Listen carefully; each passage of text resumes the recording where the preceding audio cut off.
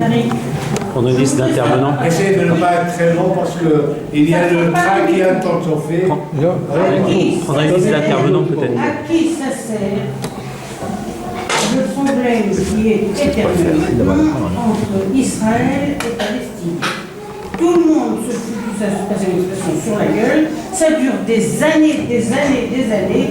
Tous les pays européens, pas européens, tout le monde se tape de Je pense qu'il n'y a personne qui pourrait répondre à cette question maintenant. C'est un gros débat. On laissera 2 minutes. Alors, ma question est très simple. Est-ce que vous êtes au courant que la femme représentante en second de Solidarnosc est venue en Tunisie pour aider à la révolution? Oui. Et ça, je vous donne la source, elle est sûre, c'est cette dame nous a dit qu'elle était en Tunisie à l'école de journalisme ici à Lille. Donc ça vient d'elle directement et ça n'est pas un secret d'État. C'est exact. Les premières réunions qui a eu comme ça d'ouverture, de réflexion de ce qui s'est passé en Tunisie, c'était le référentiel. Le référentiel était Solidarnosc. C'est en partie grâce à l'UNité parce que ça c'est une spécificité, mais on en a parlé déjà la dernière fois. Le rôle d'avant-garde tactique, pour utiliser un langage militant, comme Solidarnosc a joué ce rôle-là, de cristalliser un mouvement. Il y a beaucoup de similitudes entre les deux cas. Et c'est uniquement d'un point de vue pratique politique. L'UGTT, effectivement, a joué un rôle à partir, en gros, au moment où les cadres locaux et régionaux, vers la fin décembre, ont désavoué leur direction et ont basculé dans le mouvement. C'est un moment clé, ce qui fait que toutes les réunions de mobilisation, aussi bien locales, régionales ou nationales, c'est-à-dire la dernière, de toute grâce, portée à Benaki, se déroulaient non pas dans une mosquée ou dans l'université, mais dans le local de l'UGTT. Et il y a un point commun, mais là s'arrête le point commun. Parce que quand le rideau est tombé, la Pologne, les autres pays d'Est, ils ont rejoint la mère patrie, si j'ose dire, l'Europe, avec toute l'aide nécessaire, etc., etc. D'ailleurs, aussi avant, quand l'Espagne et le Portugal sont sortis du fascisme, de la dictature fasciste, il y a eu des gens qui les accueillent. La Tunisie n'a pas ce dispositif-là. Elle se retrouve seule. Elle n'est adossée à aucune aire stratégique, contrairement à ce qu'on croit. Elle n'a pas de rente. L'histoire du Maghreb arabe, etc., des solidarités, c'est du pipeau.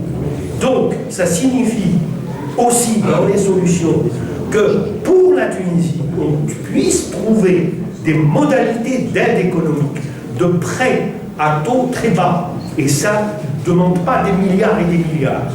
Et ça, si on veut, en tant que citoyen, que cette expérience vive encore, aille le plus loin possible, il faut que, je n'ose pas dire qu'il y ait la même aide qu'a eu la Pologne, mais le 1/10, ça serait pas mal.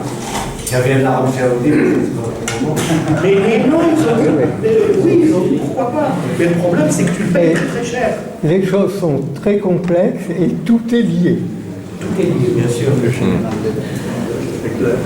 Est-ce qu'on prend des questions? Bien, du bon. Non, mais moi je réagissais sur les 3 facteurs aggravants de la situation que vous décrivez, à la fois le facteur des Émirats arabes et puis de ce que ça génère, l'effondrement de l'Irak, et on sait pourquoi, le cynisme des grandes puissances. Le 4e, pour moi, c'est aussi la non-reconnaissance de l'État palestinien. Je veux dire, depuis des décennies, c'est une situation qui est particulièrement aggravante. et qui ajoute encore une situation incontrôlable. Le cynisme des grandes puissances, la Russie a une base militaire en Syrie, pour ne citer que ça, à côté de la Taguier, à Tartus.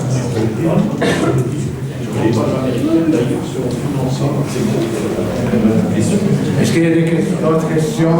Oui, on prend deux et après. On commence et après. Voilà, moi je voudrais poser une question en tant que citoyenne du monde ayant le droit de vote en France. Hein? Donc à M. Pargnot. Hein?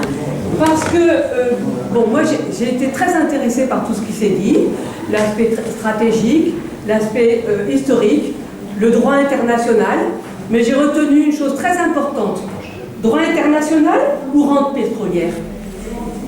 Et que fait la France par rapport à ce problème? Comment la France se situe dans le droit international, sachant que moi j'ai l'impression qu'elle n'arrête pas de s'agenouiller devant les multinationales, donc les rentes pétrolières. C'est tout. Merci. Oui, aussi, je m'adresse à M. le député, à M. Pargnot, député européen, sur trois questions. La première, effectivement, est-ce que vous croyez qu'en menant une guerre avec la crise actuellement, on peut résoudre les problèmes, j'exagère, de la planète, enfin du moins une partie d'Afrique et du Moyen-Orient, sachant qu'actuellement, on est dans une crise, malheureusement, qui accable pas mal l'économie française. Deux, est-ce que l'Europe est à la hauteur? Dans la mesure tout à l'heure, notre général a dit qu'ils s'entendent pas, que chacun a sa musique, chacun tire sa couverture et on n'arrive même pas. Bon, il y a eu des pays actuellement qui sont pour la Palestine, alors que les autres tergiversent, et notamment la France. Est-ce que, effectivement, la France va être une championne et bien faire le pas? Bon, il y a Mme Guigou qui va essayer un petit peu de présenter au Parlement, mais bon, j'aimerais bien avoir votre avis aussi bien sur le plan national que sur le plan européen. 3, pour les jeunes, j'étais un petit peu sidéré quand on a condamné un jeune qui revenait à 7 ans de prison parce qu'il était là-bas, il n'arrivait pas à manier la Kalachnikov et qu'il n'est pas un bon soldat, comme disent les autres, qu'il a été renvoyé, arrivé là, malheureusement double peine. 7 ans, c'est quand même les bras de temps, franchement. Donc, tout à l'heure, je ne sais pas qui l'a dit, les Danois, ils ne sont pas pires. Oui, tout à fait, monsieur l'historien. Donc, je trouve quand même, là, je ne comprends pas. Ils essayent de trouver une solution à ces jeunes-là, qu'on met peut-être. Des fois, moi j'ai croisé quelqu'un en partant en vacances en Italie. Un jeune m'a dit, si le Daesh ou n'importe quel en Afrique me payait 1000 €, je partirais. Il m'a dit, parce que là, je ne fous rien. Je tourne en rond. Il m'a dit, je me lève le matin, ma mère, qu'est-ce que tu fais? Le père, bon, fout le camp. Donc, il m'a dit, alors, qu'est-ce que je devais faire? Il m'a dit, bon, ouais, ici, tu es inscrit, tu es un Italien pur sucre. Il m'a dit, inscrit. Si on me dit, bon, maman, vous avez 1000 ou 4 ans, il me dit, de nous pas. J'ai mais dit pourquoi on a laissé les Français partir pour faire la guerre civile en Espagne en 1936. Pourquoi il y a certains Français qui sont partis en 1994 à la guerre du Balkan, au Yougo. Pourquoi certains Français, dernièrement, à Gaza, des Français, israélo-français qui sont partis en Israël et mener la guerre là-bas.